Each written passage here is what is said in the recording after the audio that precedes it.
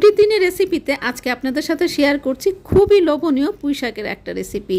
প্রথমে তেলটা গরম করে নিয়েছি, রসুন আর পেঁয়াজ দিয়ে একটু সফট করে নিব। এখানে রসুন আর পেঁয়াজ বাটা দিয়ে দিচ্ছি সামান্য, একটু কষিয়ে নিয়ে লবণ, হলুদ আর মরিচের গুঁড়া দিয়ে আবারও একটু কষিয়ে নিব। আগে থেকে সেদ্ধ করা কাঁঠালের বিচি সেটা দিয়ে দিচ্ছি। এটা একটু কষে আসলে তারপরে দিয়ে দিব চ্যাপা শুটকি। চ্যাপা শুটকিটা যখন একটু কষে আসবে দিয়ে দিব পুঁই শাক দিয়ে ঢাকা দিয়ে দিব একটু সফট হয়ে আসা পর্যন্ত। সফট হয়ে আসলে আবার নেড়েচেড়ে একটু ঢাকা দিয়ে দিব। তো ঢাকা দিয়ে দেওয়ার পরে আবার একটু নেড়েচেড়ে দিয়ে এই যে হয়ে গিয়েছে আমার পুঁই শাক, কাঁঠাল বিচি আর চ্যাপা শুটকির লোভনীয় রেসিপি। আর এটা খেতে যে এত বেশি মজার দেখেই বুঝতে পারছেন, কি মাখো মাখো একটা ভাব। আর খালি দেখালেই তো হবে না, আপনাদের সাথে খেয়ে একটু শেয়ার করতে হবে, তাই খেয়ে একটু আপনাদের সাথে শেয়ার করে দিলাম। আর আপনারা যখন এটা বাসায় ট্রাই করবেন ছুটির দিনে, খুবই জমিয়ে আপনারা খেতে পারবেন, খেতে ভীষণ মজার।